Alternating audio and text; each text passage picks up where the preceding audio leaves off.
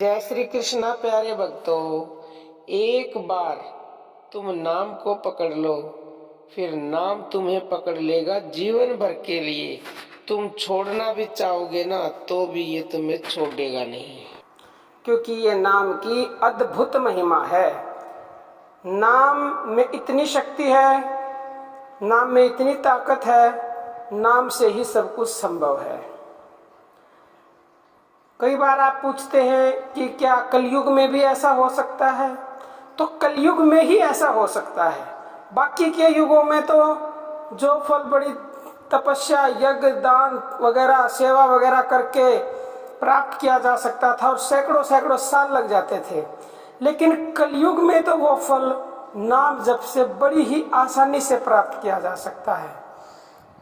मैं आपको पूरे विश्वास के साथ कहती हूँ, अगर कोई सच्ची लगन से, अटूट विश्वास से, भाव से इस नाम का जप करे तो जो फल ध्रुव जी को 5.5 महीने में प्राप्त हुआ था, कलयुग में वो फल प्राप्त करने में 5 दिन भी ना लगे। क्योंकि ये कलयुग में एक महान गुण है कि उसके भगवान का नाम जप से ही हमें सब कुछ बड़ी आसानी से ही प्राप्त हो सकता है। अभी मैं आपको बिल्कुल 3-4 दिन पहले की बात बताती हूँ।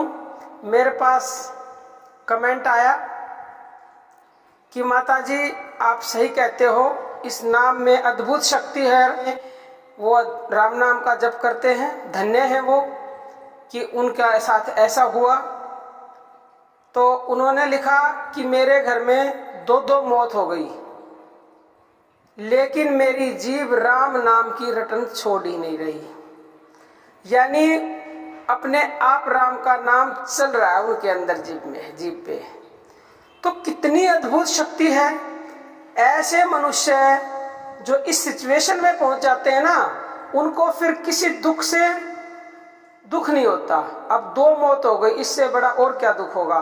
तो उन्हें दुख नहीं होता। और कोई बहुत बड़ा सुख उन्हें मिल जाए तो वो सुखी भी नहीं होते। सिर्फ संसार को दिखाने के लिए बाहरी तौर पे सब कुछ होता है, सब कुछ किया जाता है कि मैं दुखी हूँ और मैं सुखी हूँ। क्योंकि संसार में रह रहे हो तो संसार के अकॉर्डिंग तुम्हें करना पड़ेगा। कृष्ण भगवान ने भी गीता में कहा है कि जो व्यक्ति दुख और सुख में सम रहता है, ऐसे व्यक्ति मुझे अति प्रिय हैं और वो मेरे अनन्य भक्त होते हैं।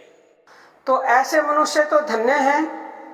ऐसे मनुष्यों पर भगवान की विशेष कृपा है। और कृपा तो आप समझ लो उसी दिन से जिस दिन से तुम इस रास्ते पर चल गए, क्योंकि उसे प्राप्त करने की ये पहली सीढ़ी है कि तुमने उसको याद करना शुरू कर दिया। तो समझ लो तुमने उसकी पहली सीढ़ी पे कदम रख दिया, और ये उसकी कृपा के बिना संभव है नहीं। तो उसकी कृपा होनी शुरू हो गई है तुम पे। तो तुम इस नाम का जाप करते रहो, करते रहो, करते रहो, इस कदर करते रहो कि ये तुम्हारे पीछे खुद पड़ जाए। देखो, जब प्रहलाद भक्त की कहानी तो सबने सुनी होगी। भक्त प्रहलाद जब भगवान का नाम लेते थे, जपते थे, तो उसके पिताजी उसके खिलाफ थे। तो उसके पिताजी ने उसके ऊपर इतने अत्याचार किए, लेकिन उसने भगवान का नाम नहीं छोड़ा।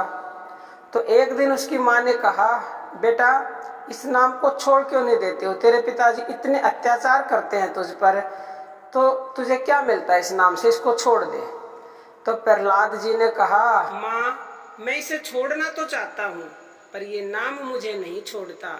क्योंकि ये नाम इस कदर मेरे रोम रोम में रम गया है कि ये अपने आप होता रहता है। इस नाम, पहले मैंने नाम को पकड़ा, अब नाम ने मुझे पकड़ लिया है। माँ प्रहलाद जी की माँ ने लाख कोशिश की नाम को छुड़वाने की, लेकिन प्रहलाद छोड़ नहीं पाए, क्योंकि प्रहलाद के अंदर नाम जप अपने आप होता रहता था। और अगर प्रहलाद ने नाम को नहीं छोड़ा तो भगवान ने भी फिर प्रहलाद को अकेला नहीं छोड़ा। उसकी हर पल मदद की। उस पे इतने अत्याचार किए गए, उसे पहाड़ों से गिराया गया, उसे अग्नि में जलाया गया, लेकिन भगवान के नाम ने उसका बाल भी बाका नहीं होने दिया। तो भक्तजनों, आप भी जीवन में परीक्षाओं से मत घबराओ। काफी कमेंट आते हैं मेरे पास कि भगवान बहुत कड़ी परीक्षा लेते हैं।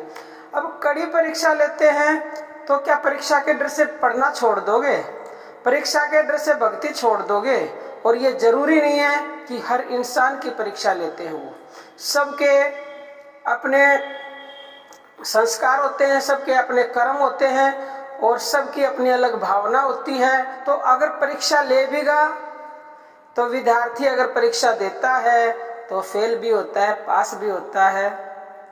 तो अगर आपकी परीक्षा ले ली और आप फेल भी हो गए तो आप डरे नहीं, घबराए नहीं, अपनी कमी को ढूंढो कि कमी कहाँ रही है और दोबारा से फिर परीक्षा देने के लिए तैयार हो जाओ।